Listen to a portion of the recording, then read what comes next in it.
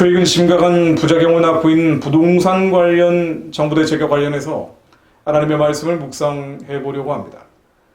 주택임대차 보호법 개정안이 국회를 통과한 지 며칠 안 돼서 나라 경제 혼란은 더 커져만 가고 있죠. 전세제도, 흔히 서민의 주거 사다리로 불려왔는데요. 이 전세제도가 약자 보호라는 미명 아래 강행된 임대차 보호법 탓에 엉망이 돼가고 있는 것입니다. 집주인 일부는 임차인들의 전세대출 연장을 거부해서 세입자가 어쩔 수 없이 집을 비워야 하는 처지로 몰리는 일이 벌어지고 있고요.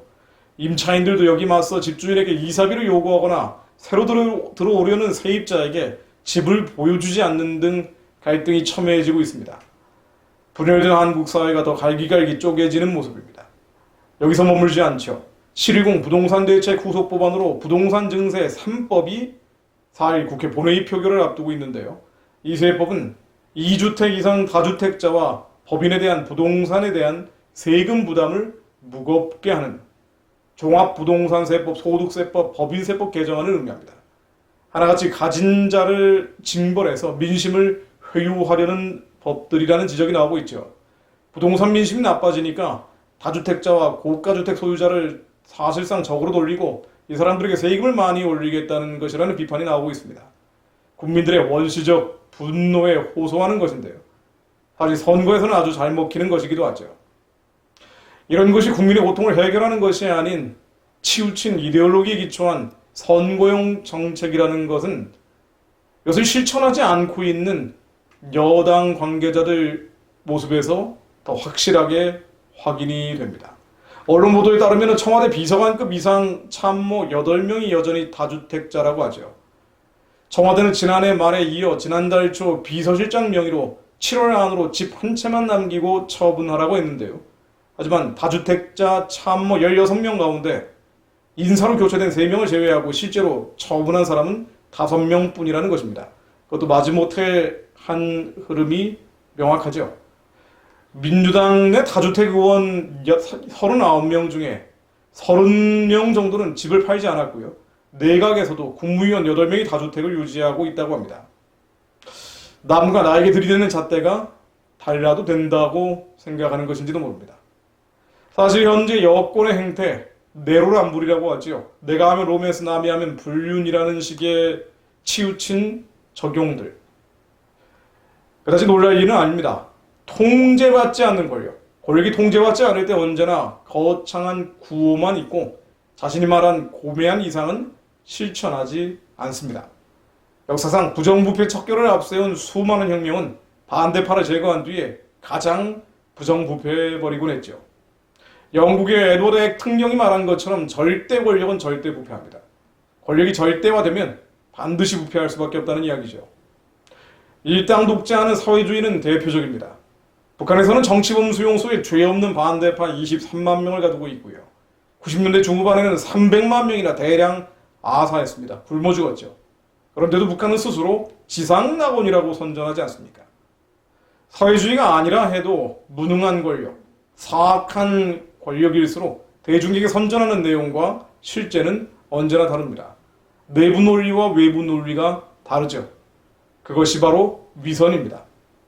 성경에서는 위선을 외식이라고 개역 개정판이나 개역 한글판에서 번역을 해놨죠. 겉만 보기 좋게 꾸미어 드러낸 거짓이라는 의미입니다. 예수님 당대에도 위선자들, 외식하는 사람들이 있었죠. 대표적인 게 바리새인 서기관들이었습니다. 예수님은 이 외식하는 자들에게 계속 회개하라고 촉구하십니다. 마태복음 23장 27절로 화 있을진저 외식하는 서기관들과 바리새인들이요. 회칠한 무덤 같으니 겉으로는 아름답게 보이나 그 안에는 죽은 사람의 뼈와 모든 더러운 것이 가득하도다. 이같이 너희도 겉으로는 사람에게 옳게 보이되 안으로는 외식과 불법이 가득하도다. 겉만 그럴싸하게 선전하면서 사실은 모든 권력과 권세를 가지고 안에는 더 썩어버린 바리새인 서기관들을 지적한 것이죠. 마태복음 7장 5절로 외식하는 자여 먼저 내 눈 속에 들보를 빼어라. 그 후에야 밝히 보고 형제의 눈 속에 티를 빼리라. 정말 이 시대에 정확히 적용되는 말씀 같습니다. 자신들에게는 어마어마한 문제가 있음에도 불구하고 자신들의 반대하는 사람들에게는 조그마한 티도 용납하지 않죠. 다른 기준, 더블 스탠다드입니다. 디모데전서 4장 2절에서는 자기 양심이 화인을 받아 외식함으로 거짓말하는 자들이라고 나옵니다. 자기 양심의 화인을 맞아서 외식, 즉 위선한다는 것이죠.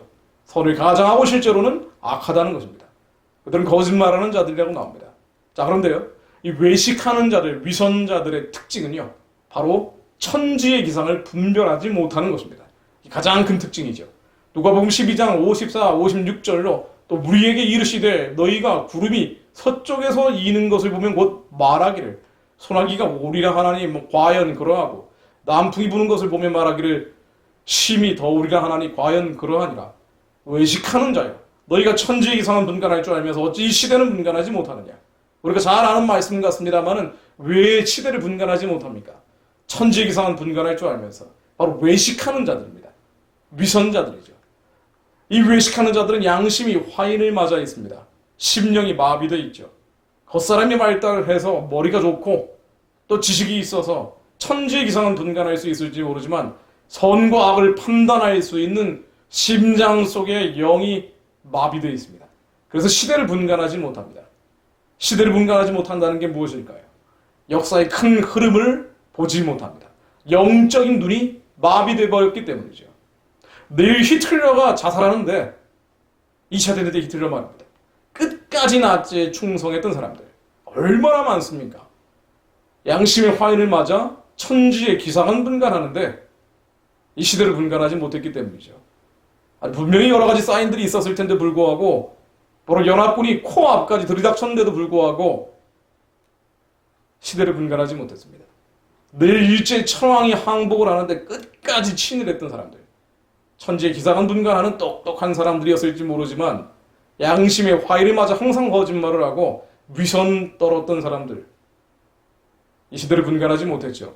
내일 민심이 바뀌고 세상이 뒤집어지는데도 끝까지 교만한 권력자들, 모두 시대를 분간하지 못하는 사람들입니다.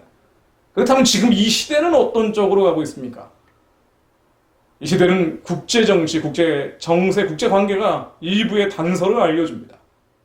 세상의 흐름이 어떤 쪽으로 가고 있다. 그런데 영이 마비된 사람들은 바로 이 시대를 분간하지 못하죠. 세계가 어떻게 흘러가는지 알려고 하지 않습니다. 국제정치, 국제관계, 국제정세에 대해서 무감각합니다. 이 시대는 바로 김정은 정권은 결국 무너질 것이라는 거고요. 대륙과 초원의 자유는 회복될 것이라는 것입니다. 이것이 커다란 흐름이죠. 시간의 길고 짧음이 있을지 모르지만 이것은 역사의 필연입니다. 바로 시대가 흘러가는 방향입니다. 하나님의 역사하심이 진행되는 흐름이기도 하죠. 미중 간의 갈등은 바로 그런 내일의 복선 같은 것입니다. 아마 북한의 고위직 중에서 시대를 분간할 수 있는 사람이 있다면 고급 정보를 가지고 미국으로 망명하는 길을 택할 것 같습니다. 지금 중국에서 미국으로 망명하는 고위직들이 늘어날 것이라는 이야기가 벌써부터 나오지 않습니까? 그런데 이 시대를 분간하지 못하는 사람들이 너무 많다 보니 남쪽까지, 남한에서까지 친북하고 친북을 하고 종북하는 사람들이 넘쳐나고 있죠. 아마도 1945년 8월 15일 일제가 패망하기 직전에도 그러지 않았을까 싶습니다. 기도자들의 사명은 하나님의 말씀이 이루어질 것을 믿으며 기도하는 것입니다. 오늘 인용한 주님의 말씀이 실제로 이루어질 것이다. 믿음으로 선포하며 기도할 때 하나님 그 시간을 단축시켜 주실 것입니다. 악이 무너지고 선이 이긴다는 것을 하나님은 반드시 이루시고 또 그것을 믿음으로 부르짖는 자들이 종일종이하러 하나님께 올려드릴 때 하나님 반드시 말씀으로 이 땅에 응하십니다. 오늘 제가 인용했던 말씀 누가복음 12장 54절 다시 인용하며 기도하고 마무리하려고 합니다. 또 우리에게 이르시되 너희가 구름이 서쪽에서 이는 것을 보면 곧 말하기를 소나기가 오리라 하나니 과연 그러하고 남풍이 부는 것을 보면 말하기를 심히 더우리라 하나니 과연 그러하니라. 외식하는 자여 너희가 천지의 기상은 분간할 줄 알면서 어찌 이 시대는 분간하지 못하느냐. 마태복음 23장 27절로 화 있을진저 외식하는 서기관들과 바리새인들이여 회칠한 무덤 같으니 겉으로는 아름답게 보이나 그 안에는 죽은 사람의 뼈와 모든 더러운 것이 가득하도다. 이와 같이 너희도 겉으로는 사람에게 옳게 보이되 안으로는 외식과 불법이 가득하도다. 하나님, 이 대한민국에 외식하는 이들, 주님께서 화 있을진저라 말씀하신 것처럼 시대를 분간하지 못하고 그들이 천지기상은 분간할지 알지 모르나 시대를 분간하지 못하는 이들, 그들에게 권력이 무너지고 권세가 깨어지는 화가 있을 것임을 저희들은 알고 있습니다. 회칠한 무덤 같고 또 아름다워 보이나 영적으로 보면 죽은 사람의 뼈와 모든 더러운 것이 가득한 무덤처럼 하나님의 영이 역사하지 못하는 외식하는 자들, 회개하고 주님께 돌아오는 역사가 있게 하시고 하나님, 교만한 권력이 땅에 떨어져 하나님의 공의가 이 한반도 위에 세워지게 하옵소서. 말씀으로 기도하며 결국 하나님이 대적하는 사탄의 진, 원수의 진, 평양의 우상 숭배 체제가 무너진다는 것을 믿음으로 선포하며 선교의 길은 결국 압록강과 두만강을 지나 열리게 될 것이라는 믿음으로 선포하는 이들이 더 일어나게 하옵소서. 하나님, 교만한 자들의 행태를 보며 실망하지 않게 하시고 하나님이 이루실 놀라운 한반도의 역전극을 기쁜 마음으로 기대하며 믿음으로 하나님께 조길종야로 기도하게 하옵소서. 그들이 저희가 되게 하옵소서. 예수 그리스도 이름으로 기도했습니다. 아멘.